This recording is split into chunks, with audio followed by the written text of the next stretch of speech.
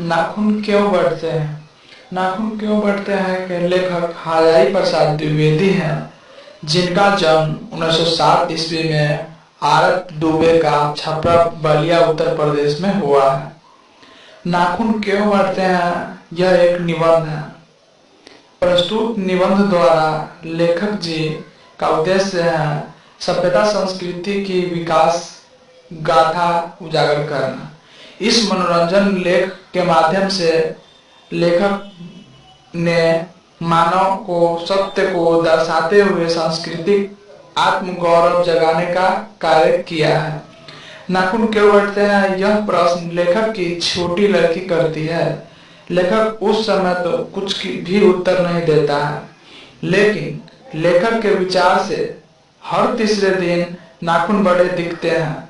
बच्चे कुछ दिनों तक इसे नहीं काटते हैं तो माता पिता से डांट सुनना पड़ता है। ठीक इसके विपरीत लाखों वर्ष पूर्व के माता पिता ऐसे थे जो नाखून काटने पर बच्चों को डांटते थे, क्योंकि उसी समय में नाखून ही अस्त्र थे और लोग अपने पेट एवं आत्मरक्षा के लिए इसे इस्तेमाल करते थे।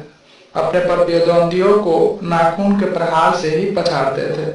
इसीलिए नाखून को अस्त्र के रूप में देखना युक्ति संगत है।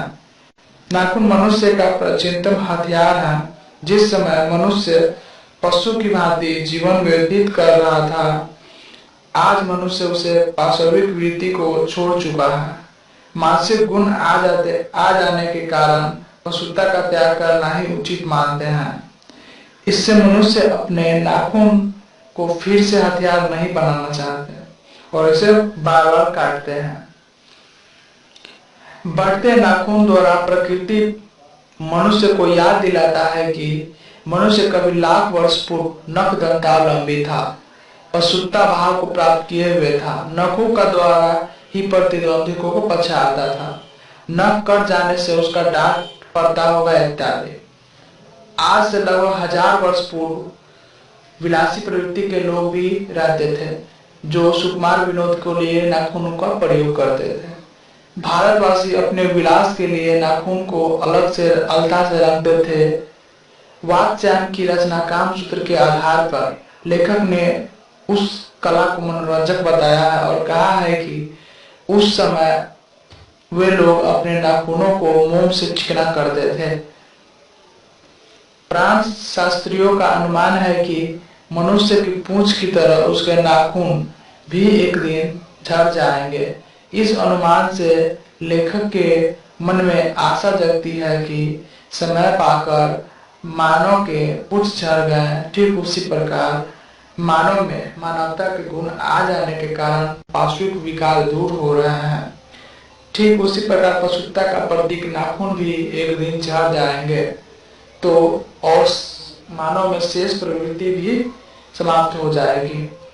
मनुष्य की सफलता और चरितार्थ का अंतर बताते हुए लेखक कहते हैं कि अस्त्र शस्त्रों का चयन ब्रह्मा के ऊपर की बहुलता से सफलता प्राप्त होती है, परंतु मनुष्य के परिवर्तन यानी चरितार्थता, प्रेम में, मैत्री में, त्याग के, सबके प्रति मंगल से देखना ही उचित है।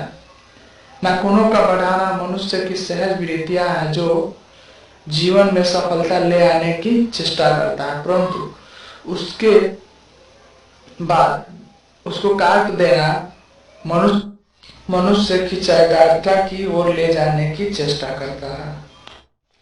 लेखक पूछता है, माना मेरी छोटी निबोध बालिका ने मनुष्य जाति से पूछ रही है कि मनुष्य किस ओर बढ़ रहा है, पशुता की ओर या मनुष्यता की ओर। मनुष्य का अस्त्र शस्त्र बढ़ना क्या पशुता की ओर नहीं ले जा रहा है? क्या मनुष्य अस्त्र काटने की ओर बढ़ रहा है? जवाब मिलेगा नहीं। फिर मनुष्य का मानवत्व बढ़ना तो ही नहीं है ही नहीं।